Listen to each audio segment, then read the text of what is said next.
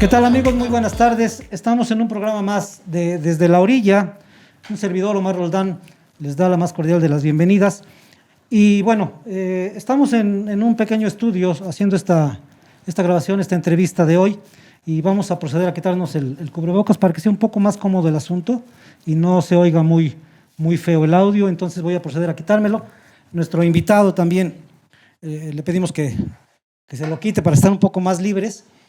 Esto parece que amarra las palabras, entonces es mejor así. Sean bienvenidos otra vez, lo reitero. Hoy nos acompaña una persona muy interesante. Él es Aarón Jiménez. Y verán qué tan interesante es esta persona, de la cual hoy tengo el gusto de conocer. No sabía yo de él, pero siempre es agradable conocer este tipo de gente preocupada por muchas cosas de la sociedad y de la comunidad, y saber que gran parte de su vida la ha entregado a la sociedad en varios aspectos que ahorita vamos a ir comentando. Es muy interesante, de verdad, y es un gusto tenerte, Aarón. Bienvenido a tu programa Desde la Orilla. No, hombre, pues muchas gracias. Yo creo que, Omar, pues estar aquí es el día de hoy un privilegio, porque con la pandemia, pues tú sabes que ha habido cosas que nos han limitado a hacer, como salir a algunos lugares. Y el poder estar aquí a sana distancia, pues es algo invaluable, ¿no? Te agradezco la invitación y bueno, pues esperemos que las expectativas estén al nivel que... Yo creo que sí, y verás que la gente se va a ir interesando mucho en ti, sobre todo después de esta entrevista, que por supuesto estaremos difundiendo.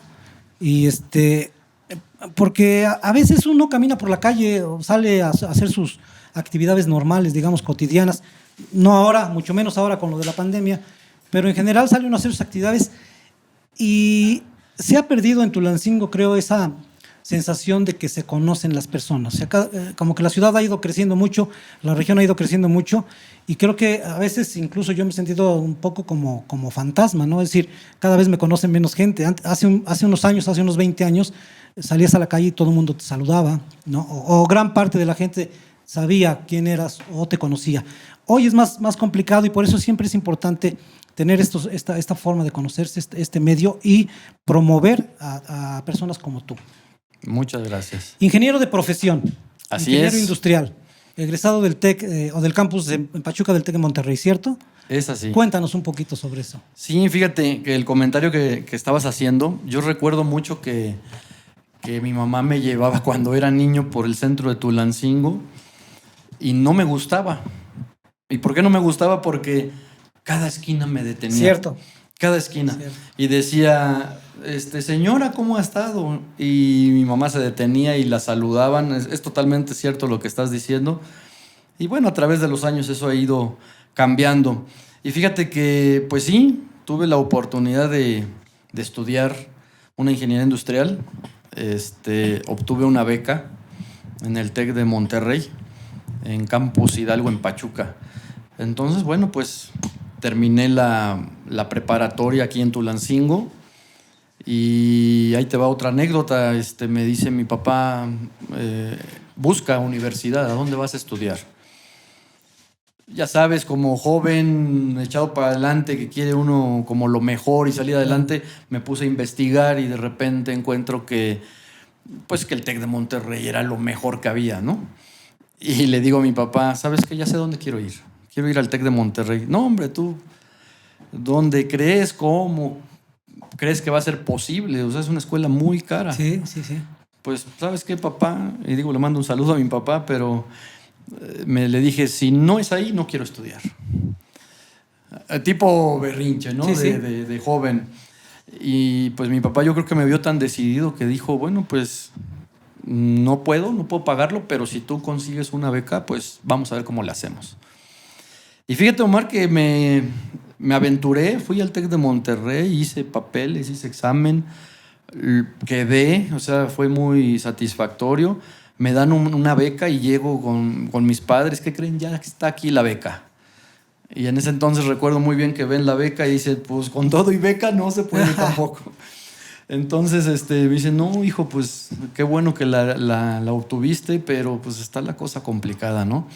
Entonces, Tiempos difíciles. Tiempos difíciles. Y yo en vez de, pues, de rendirme, volví a regresar. Y ya desde ese entonces hablé en su momento con el director, Jesús Rodríguez, que le mando un saludo también. Lo aprecio mucho y hablé con él y me dio la oportunidad de tener una beca más amplia. Entonces ya volví a regresar y dije, ¿qué crees? Ahora ya no, la beca no es así de pequeña, ya es más grande. Pues órale, pues yo creo que ya vio tanto la entereza y pude entonces estudiar ingeniería industrial en el TEC de Monterrey.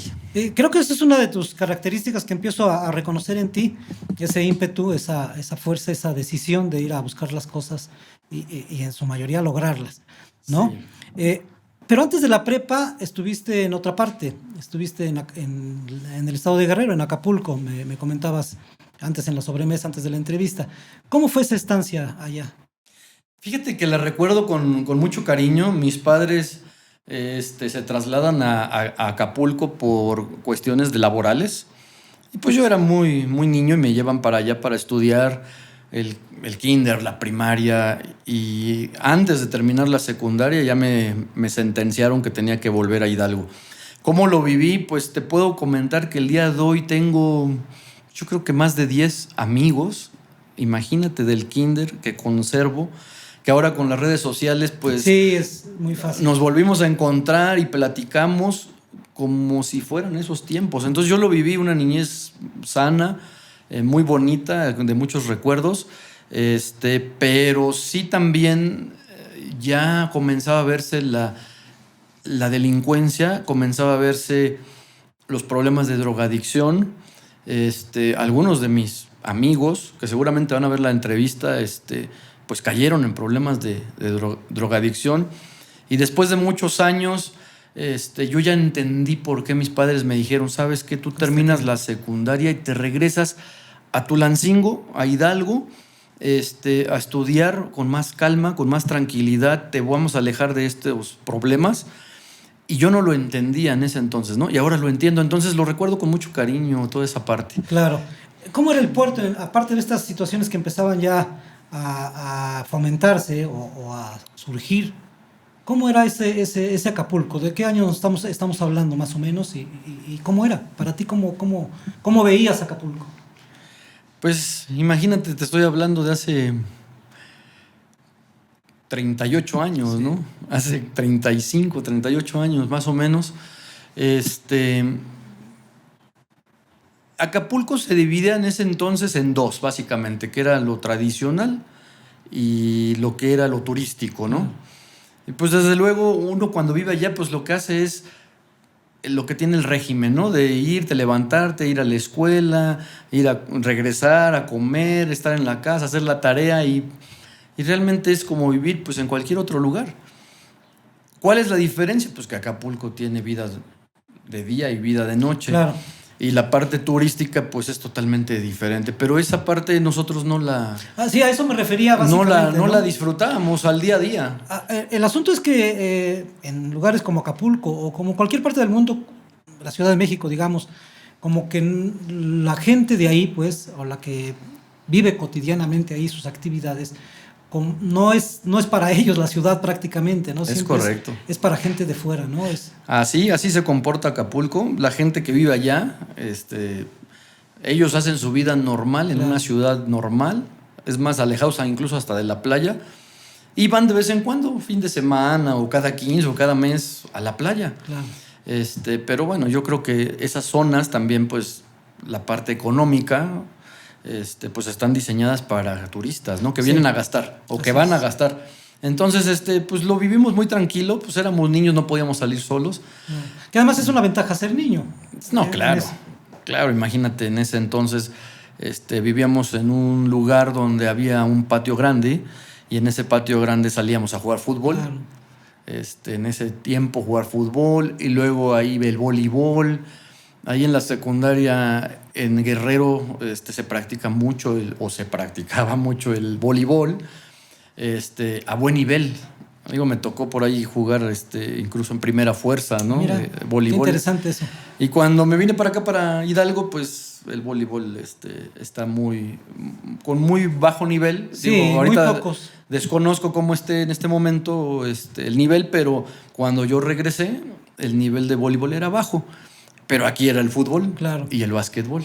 Hay una estancia ya de regreso al estado de Hidalgo en Izmiquilpan. ¿Esto fue antes de llegar acá a Tulancingo otra vez o después de estar acá un rato en Tulancingo? Sí, bueno, yo me traslado a Izmiquilpan después de salir de un trabajo de Puebla. Ya. Yo termino la universidad, y fíjate, yo creo que ese es un problema que los jóvenes hoy enfrentan. Terminan la universidad y no encuentran trabajo. Sí. Aquí en Hidalgo les cuesta un poco de trabajo y empiezan a ir a los alrededores.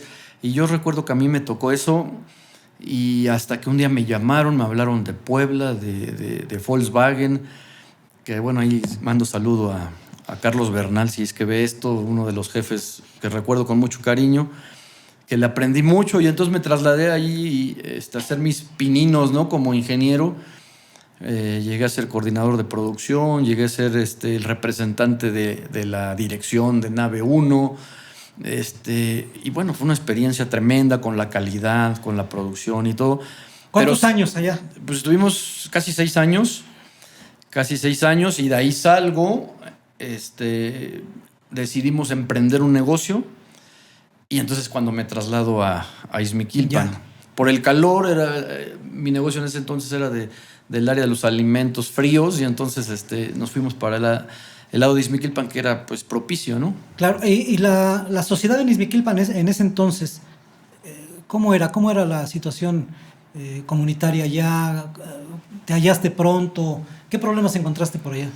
Sí, fíjate que Izmiquilpan es una zona, el Valle del Mezquital, donde todavía creo que al día de hoy pues está muy pronunciado lo que son los usos y costumbres. Allá trabajan todavía por faenas, toman registros, incluso imponen multas en cuestiones de algunas comunidades. La gente se organiza, es muy organizada. Ya ahora tengo el conocimiento que, bueno, también como llega mucha remesa, es un lugar donde se mueve mucho dinero.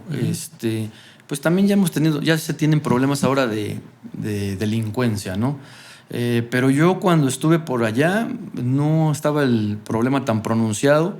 Sí empezaban a llegar algunos detalles de gente que iba y robaba camionetas y cosas así, pero la gente se organizaba muy bien. Hay muchas comunidades, muchos ejidos, y pues es gente buena. O sea, la gente de por allá del valle es gente buena.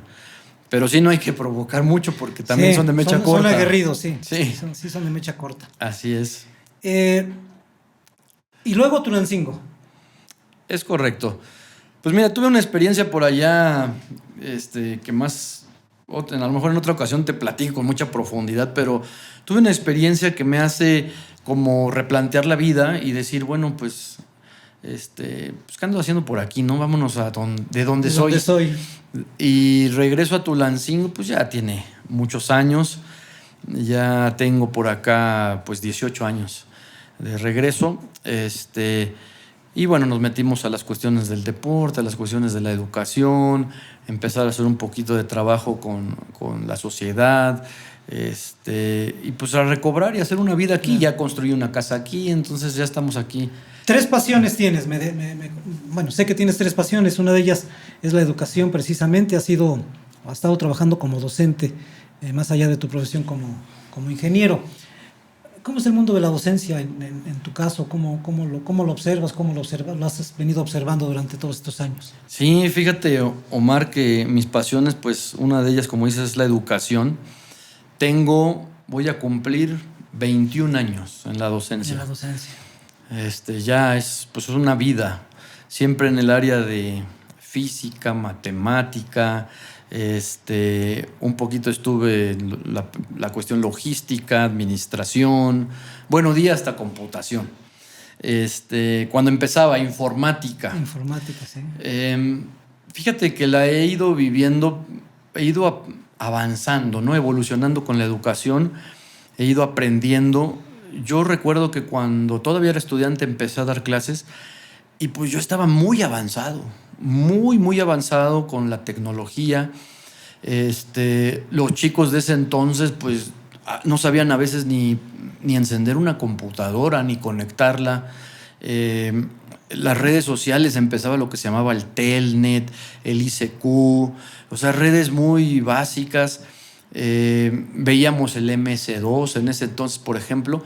Entonces yo recuerdo que fui evolucionando y aprendiendo con ellos, con los alumnos de ese entonces, que ahorita, por cierto, si me ven, pues les mando saludos a todos. Muchos ya están casados, ya tienen hijos, y luego me saludan, ¿no? Eso es algo de las satisfacciones. Y hemos ido avanzando y entonces yo recuerdo que le metía muchas cosas tecnológicas. Sí. Poco a poco, hasta el día, a lo mejor te puedo hablar hace 6 años para atrás, donde empezamos con las plataformas tecnológicas como el que está ahorita muy de moda, como el Classroom, el Khan Academy, todo eso. Y yo ya lo usaba, ¿no? Pero ahora con la pandemia es obligatorio. Sí. Entonces, en la parte de tecnologías de la educación, pues ha sido un cambio radical. En la parte de lo que es el modelo educativo, creo que andamos fallando, Omar. Andamos con la situación del mismo modelo de ahora con el de hace 20 años que yo te estoy platicando. Sí, yo creo que sí, un poco más tal vez. Seguramente más, bueno, pero hablo de lo que he podido vivir y entonces no ha cambiado.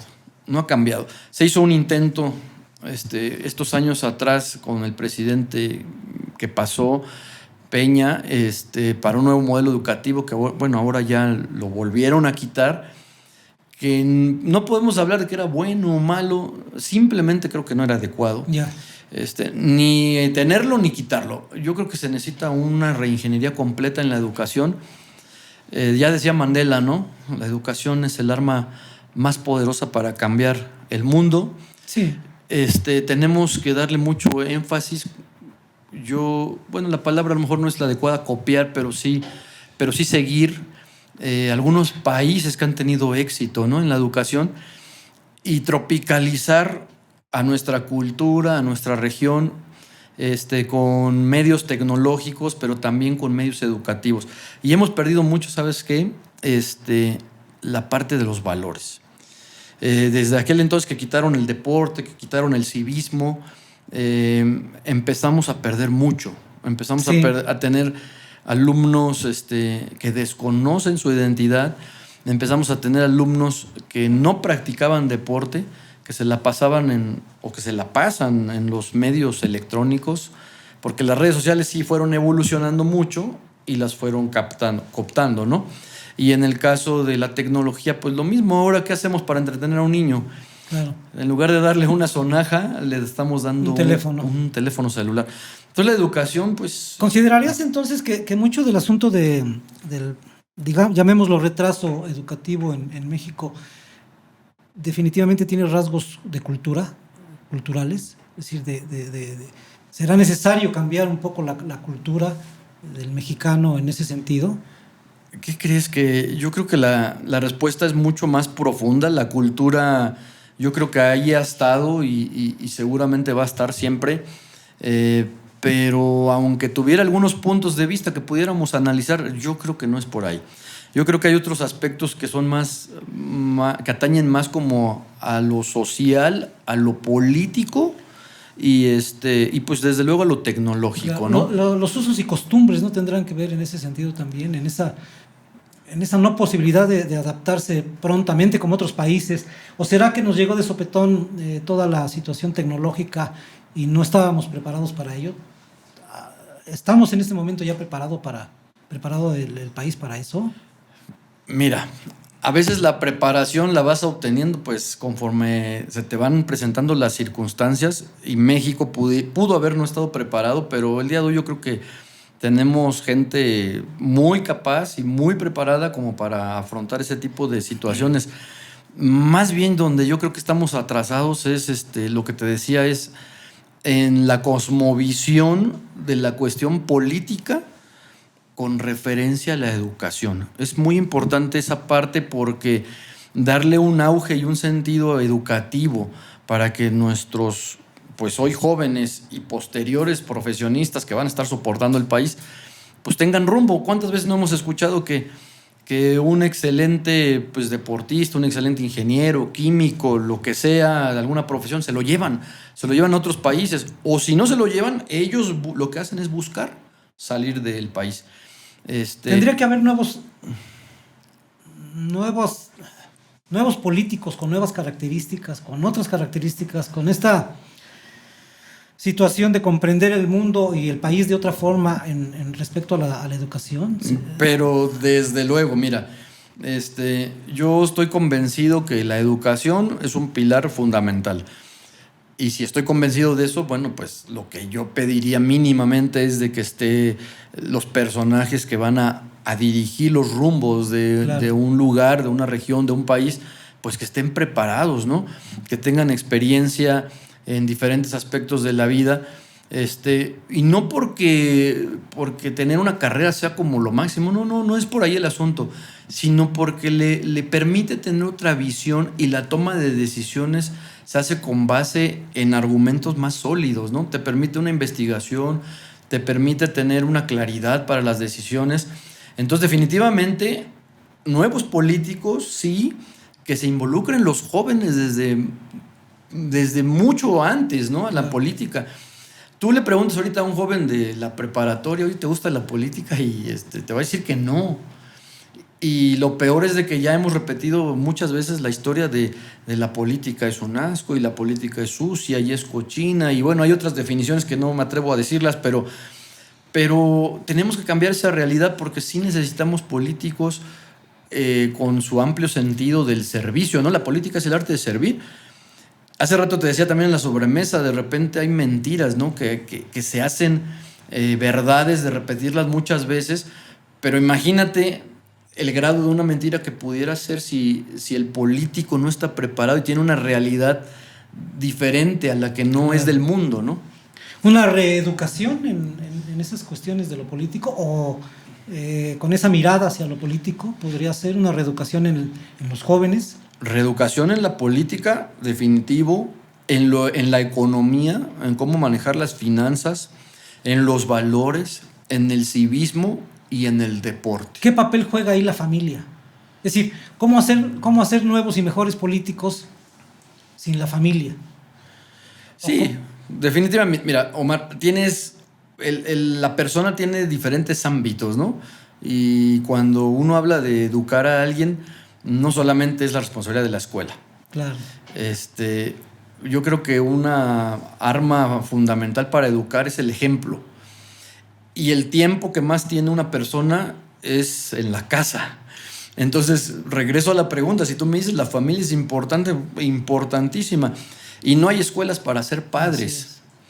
Entonces, por eso hablo yo que la parte de la educación en valores es muy importante. Digo, el día de hoy hay maestrías en valores, porque ya se están dando cuenta que hace falta enseñarlos, hace falta. Y no estoy hablando de la parte religiosa, que ese es otro tema. Sí. No, habla de los valores, de ser honesto, de ser responsable, de ser puntual. Empático. De ser empático. ¿No? O sea, muchos valores que hoy, desafortunadamente, si le dices, por ejemplo, no sé, al hijo, oye, no mientas, ¿no? Pero llegas a la casa, ¿no? Y tocan la puerta, pop, pop, pop. Oye, papá, te busca fulano de tal, ¿no? Dile que no estoy. Sí. Pues estamos enseñándole con el ejemplo, aunque yo le diga, no debes de mentir. Claro.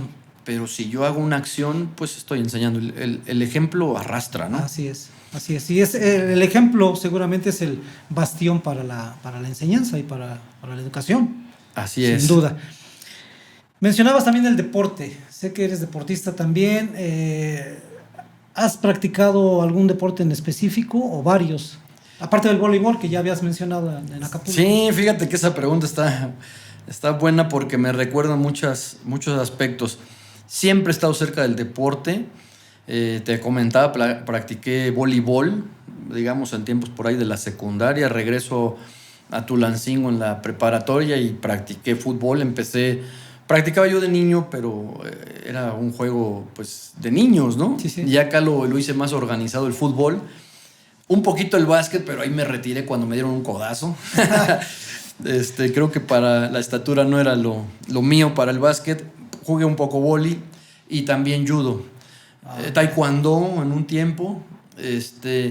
Y bueno, pues mira, soy director técnico profesional de fútbol. Mira, de fútbol. De fútbol, entonces ¿Lo practicaste a nivel profesional también? Nada más entrené hasta tercera, poco en segunda, pero no tuve ese... Llegué en un momento de mi vida, precisamente en la universidad, donde tenía yo que elegir entre dedicarme a lo profesional, claro, en el deporte o seguir estudiando. Te contaba yo que me costó mucho trabajo obtener una beca, entonces bueno, decidí por estudiar, pero cuando tuve la oportunidad retomé la parte del fútbol y bueno, ya he entrenado yo niños desde los 4 años. ¡Qué maravilla! Hasta nivel, pues desde tercera división, y te pudiera decir que me siento muy orgulloso porque he estado muy cerca del deporte. Hasta la fecha he estado dirigiendo algunos equipos. Y bueno, prueba de ello, pues son mis 2 hijos, ¿no? Mis 2 hijos son deportistas.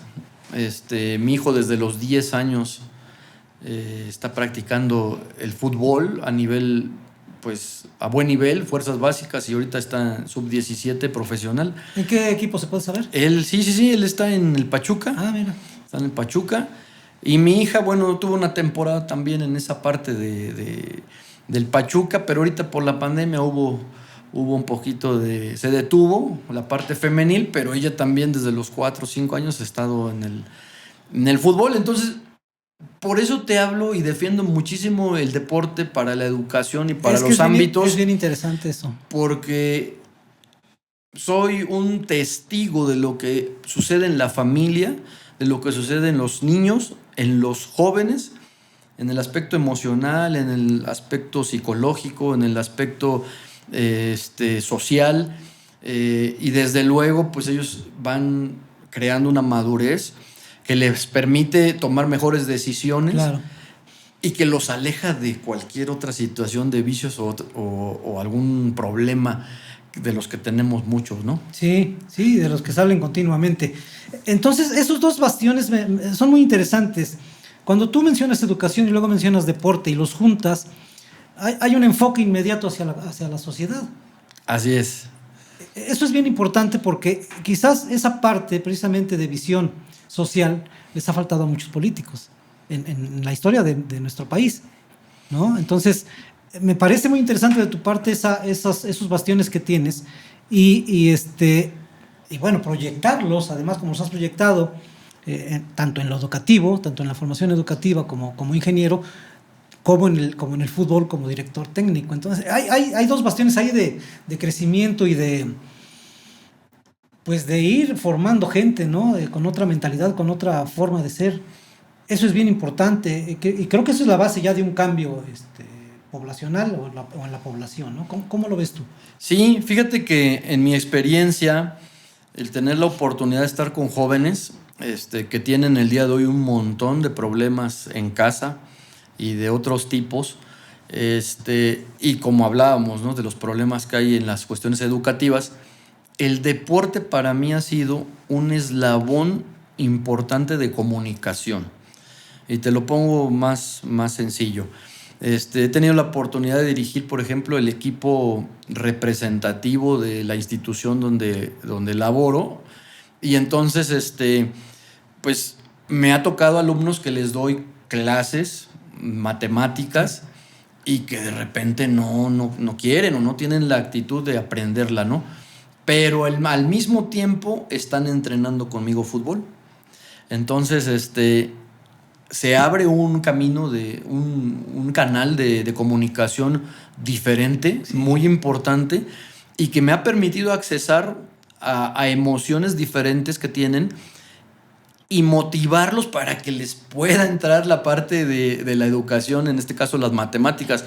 Entonces, siempre lo he dicho y lo seguiré diciendo, yo creo que hasta los últimos días de mi vida, que el deporte no lo tuvieron ni lo pueden quitar de lo que es un aspecto de educación. Tiene que ser integral.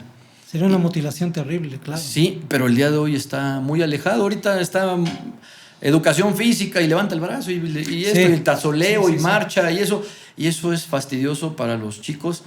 Yo creo que los deportes individuales o en conjunto tienen la parte que te decía de los valores, te forman, te forjan, resiliencia, constancia, perseverancia, trabajo en equipo, todo eso que a veces en un aula no lo ves, no lo tienes. Sí, lo que el aula divide, o lo que en el aula se divide con el maestro, en tu caso, por ejemplo, en la cancha, hay ese canal que tú mencionas. Así es esa posibilidad de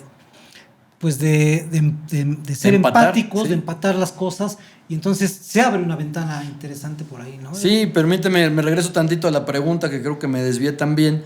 Hablábamos de esos dos aspectos del deporte y de la educación y me decías, bueno, ¿los políticos les ha faltado? Sí, definitivamente, porque cuando han legislado, los que les han tocado estar de diputados, pues están perdiendo esta parte, ¿no? Claro. Están perdiendo la parte integral educativa y entonces, pues estamos, yo creo que produciendo personas incompletas.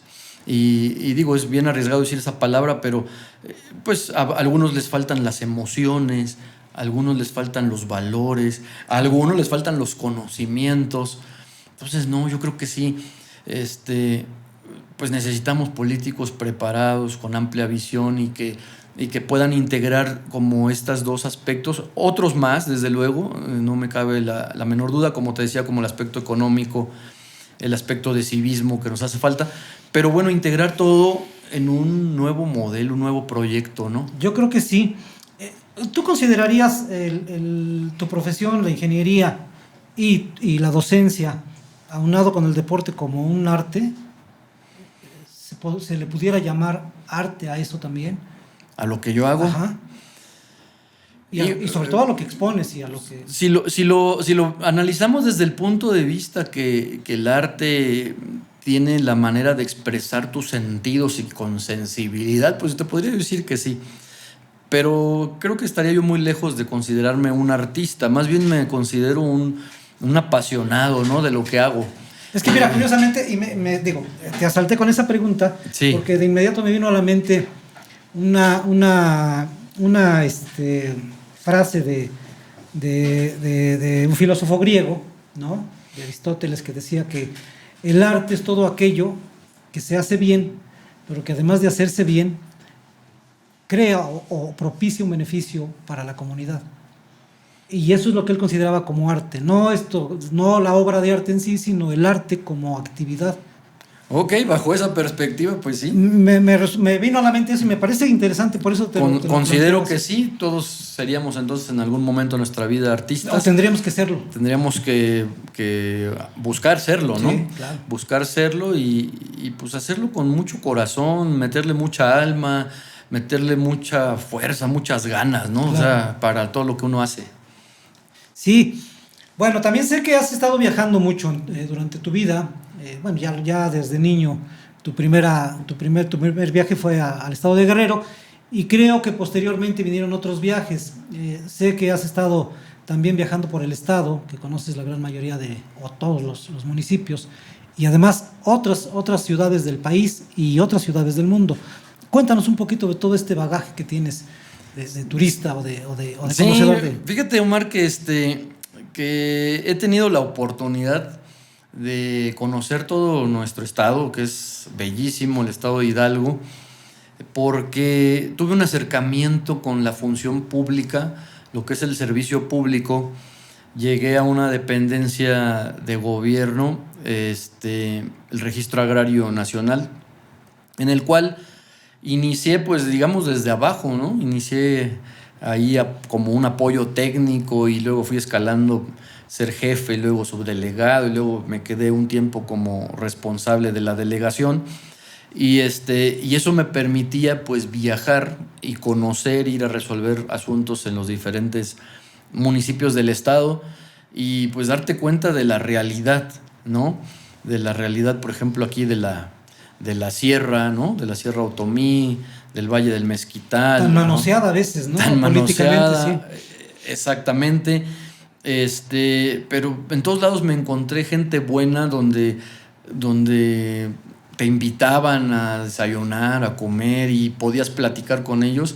Me acuerdo mucho cuando fui por allá por Huejutla que me invitaron a comer. Creo que fue la primera vez que comí un mole rojo con unas especias muy ricas, pero con guajolote. Allá usan mucho el guajolote. Y lo recuerdo con mucho cariño porque pues, me ponen en la pieza de guajolote así una piernota. Y yo, híjole. Y entonces cuando termino me dicen, ¿quiere otro, ingeniero? Pues bueno, pues está bien. Te atienden muy bien en todas las regiones. Sí, se come muy bien. Pues ya sabes, las enchiladas de allá de Huejutla, ¿no? También. Y pues todas las regiones de por acá, aquí en Tulancingo. Conozco todos los municipios. Las necesidades de cada municipio que has visitado, ¿en qué coinciden y en qué no? Es decir, porque finalmente hasta cada colonia tiene sus propias necesidades, ¿no? En un municipio, pero de municipio a municipio debe haber aspectos sociales que son empáticos o que son homogéneos, ¿no? Y otros que no lo son. En el caso de tus viajes, ¿cómo podrías contarnos, cómo podrías definir estas diferencias? Mira, yo creo que de lo más importante que puedo notar es que tenemos una riqueza tremenda en recursos naturales y en cuestión cultural y en usos y costumbres muy arraigada en todas las regiones.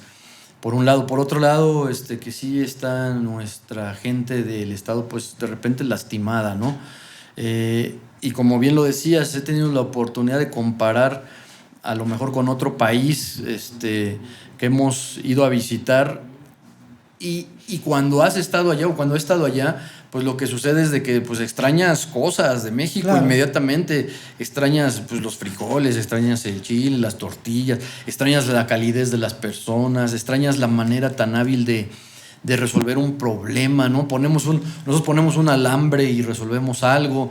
Y en otras partes en otros países no son así, no tienen esa chispa. Sin embargo, el contraste, pues es lo que te digo, ¿no? La parte de repente social, política, que pues está de repente lastimada. Pero tenemos un problema. O no sé si sea problema, pero yo lo clasificaría como problema. De repente somos tan nobles los mexicanos, los de Hidalgo, pues que se nos olvidan las cosas.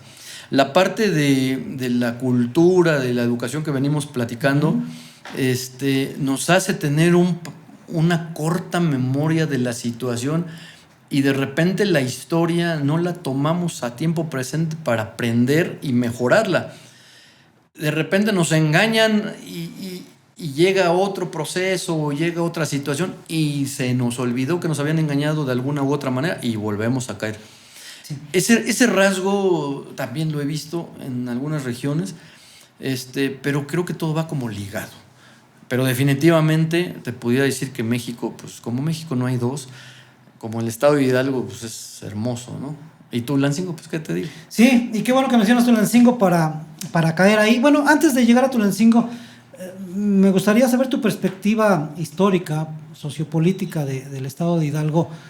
Pues no nos vamos muy lejos, pero a partir de algunos gobernadores ya lejanos, como Rosel de la Lama, que creo que fue uno de los primeros gobernadores que vino a hacer una especie de cambio, yo no sé si para bien o para mal, desde mi punto de vista para mal, por supuesto, porque queda todo este asentamiento hasta la fecha, pero desde tu perspectiva, ¿cómo has visto tú al estado desde Rosel para acá? Mira, yo lo que puedo percibir, y no me vas a dejar mentir, y espero no equivocarme, pero yo estoy muy bien enterado de que Tulancingo iba a ser la capital. Así es. Tulancingo iba a ser la capital del estado. Y por muchos años, pues lo que se ha visto es que Tulancingo ha estado un poquito pues, rezagado en alguna cuestión de progreso, cuestión de obra. Y de repente se enfocó todo de esos años para acá que tú me mencionas, pues en Pachuca, ¿no? En la capital. Sí. De hecho, recuerdo mucho que estando de estudiante, pues Pachuca, pues lo recorrías en 15 minutos tal vez. Sí, era muy pequeño. Y en estos últimos años ha tenido un crecimiento tremendo, incluso en los últimos 2 años del actual gobernador, pues ha tenido un crecimiento exponencial. Pero, pues me hablas de cómo ha crecido el estado y todo, pues es lo que te estoy comentando. Creo que se ha centralizado y hay otras regiones que han crecido un poco como Tula, ¿no? Tula-Tepeji ha crecido bien, pero por ejemplo, Huejutla, por ejemplo, la Sierra, por ejemplo, esta parte, ¿no? de Tulancingo, Ixmiquilpan, pues han ido poco a poco. Entonces, en general, el estado pues está, yo creo que desigual. Uh-huh. Y la región de Tulancingo, pues recientemente se anunció aquí que va a haber una inversión, ¿no? para Tulancingo, que la verdad es que me ha dado mucho gusto escucharla, porque eso podría ser pues el inicio de un gran progreso para Tulancingo, que ha estado olvidado. Si tú recuerdas, antes pues era referente por las antenas. Bueno, sigue siendo por las antenas. Sí, y lo textil, ¿no? En algún lo momento. Textil, lo lechero, ¿no? la cuenca lechera, Claro. Que se ha ido perdiendo. Se perdió. Se perdió, ¿no? Sí. Habría que repuntar en ese sentido. Sí, sin duda le ha faltado inyección económica a Tulancingo y en específico a Tulancingo, ¿no? ¿Qué crees que una vez platicando con un ejidatario que se dedica a la cosecha de jitomate, me decía, ¿por qué no ha llegado un político, por qué no ha llegado un gobernante que le apuesta a la agricultura?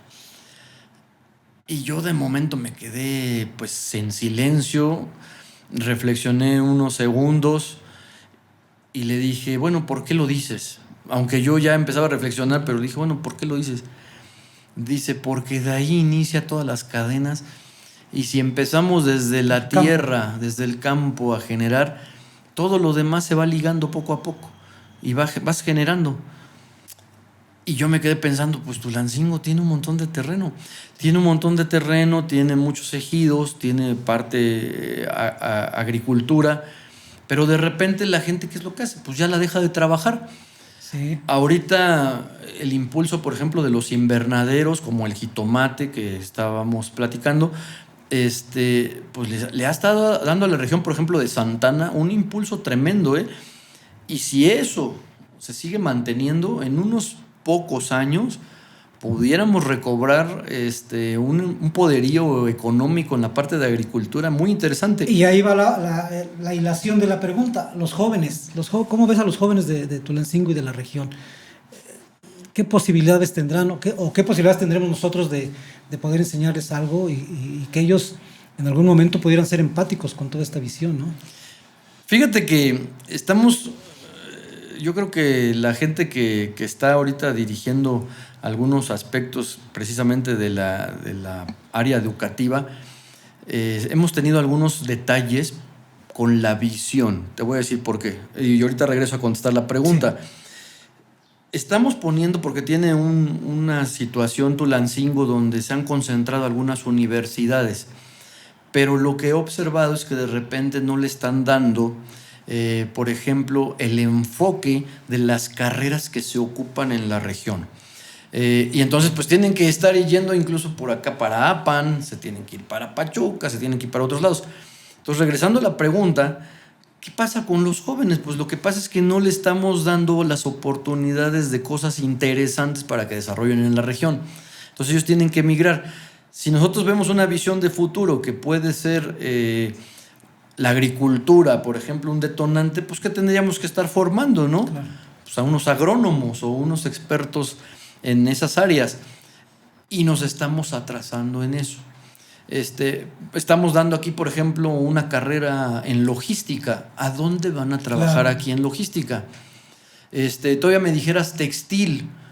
Y ya ni eso, porque aunque te puedo decir un número, es muy interesante, pero por ejemplo en la Colonia El Paraíso tenemos algo así como 1,000 talleres familiares, ¿eh?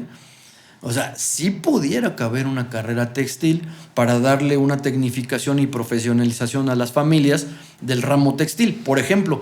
Pero yo te preguntaría, bueno, ese estudio, esa sensibilidad, ¿dónde está? Para que sepan en qué carreras ponerlas en las universidades, lo que está ofreciendo la región. Entonces, ¿qué es lo que sucede con los jóvenes? Al no encontrar lo que a ellos les gusta, ahorita está muy en boga pues la tecnología, pues ya todo el mundo quiere estudiar cosas relacionadas con la tecnología.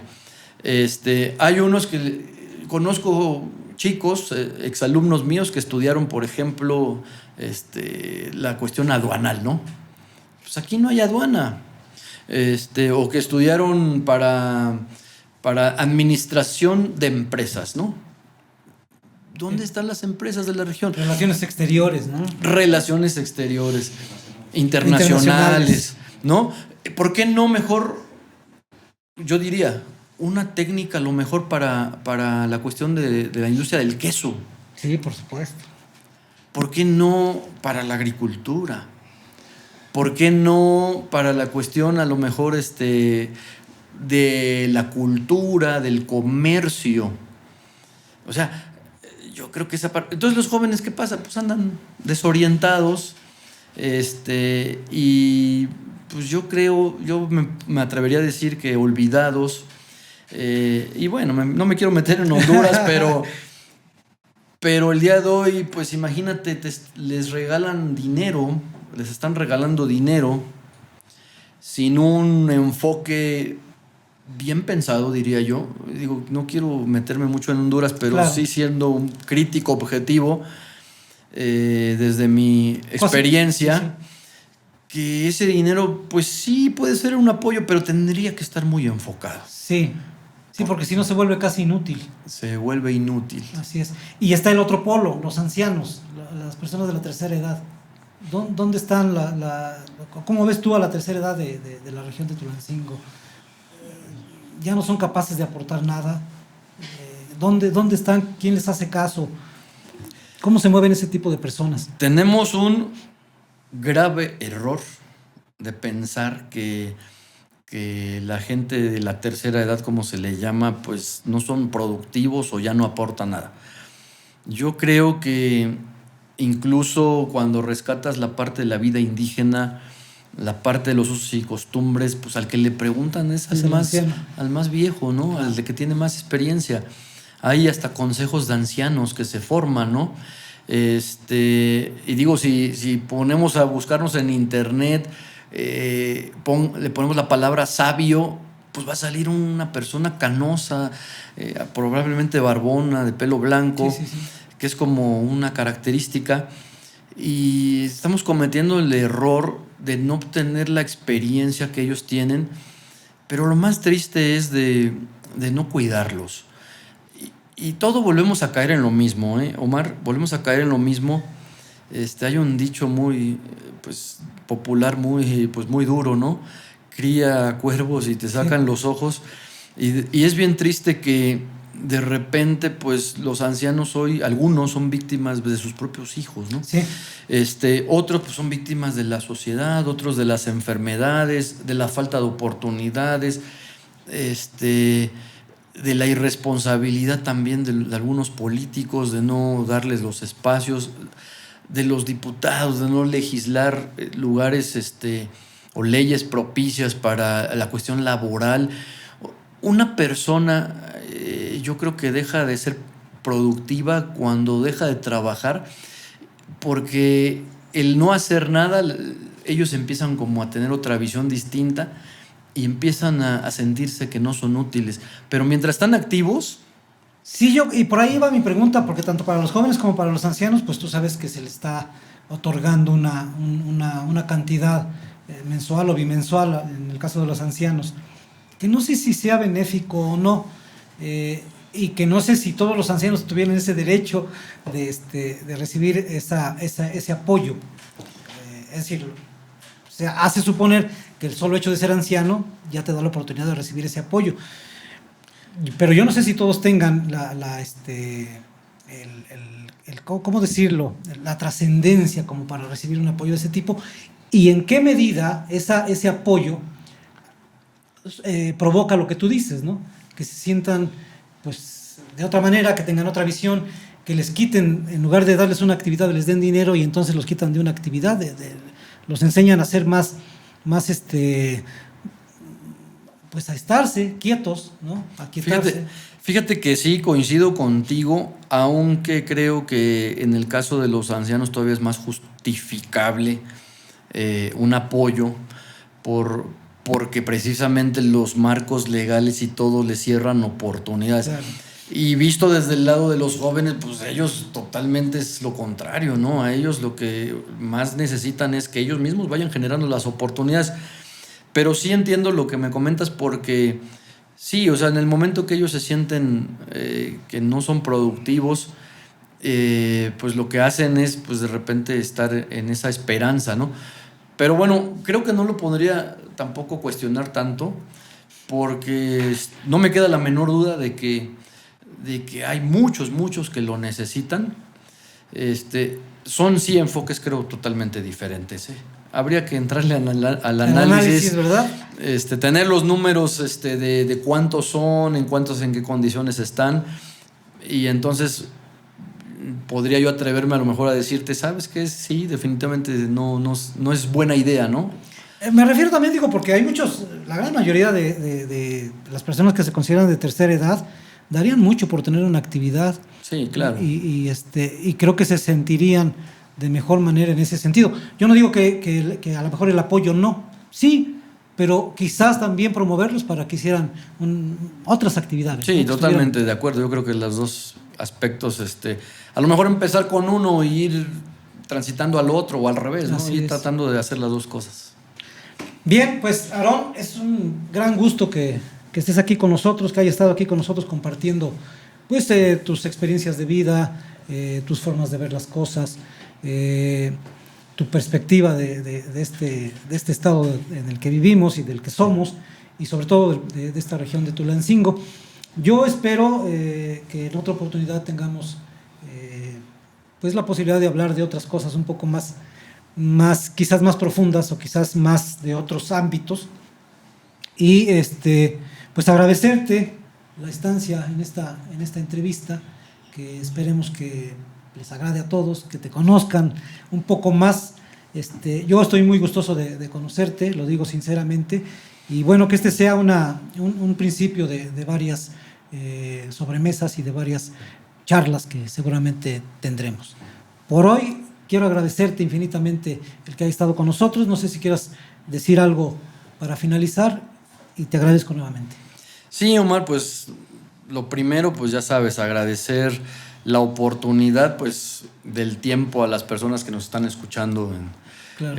A través de las redes sociales, porque siempre es bueno, ¿no? Saber que alguien te va a escuchar alguna de las ideas y tendrá algún parecer, algún punto de coincidencia o incluso alguna parte, algún punto diferente, que ¿no? Se vale, ¿no? Que se vale. Por otro lado, pues agradecer a Dios, a la vida de permitirme estar acá, y desde luego te tomo la palabra. Fíjate que hay aspectos interesantísimos que me gustaría profundizar contigo. Uno de ellos puede ser incluso la cuestión de la certeza jurídica. Soy experto en esas situaciones legales de la cuestión agraria, y créeme que es muy interesante. Créeme que nos podemos aventar un programa completo hablando de eso, porque pues tenemos un problema a nivel nacional aquí en Tulancingo, sí, enorme, que hay familias que pierden su patrimonio por eso. Pero bueno, habrá momento. Yo te agradezco mucho la oportunidad, y bueno, pues cuando tú me lo indiques, aquí estaremos. Con mucho gusto. Verás que sí, que pronto. Pues no resta más que agradecer al equipo que nos está apoyando con todos estos implementos técnicos y tecnológicos que no se ven a cuadro, pero bueno, que han estado trabajando junto con nosotros en esta emisión desde la orilla, a la cual quiero también invitarlos para la próxima vez que nos veamos a través de su pantalla. Por hoy, muy buenas tardes. Gracias a todos.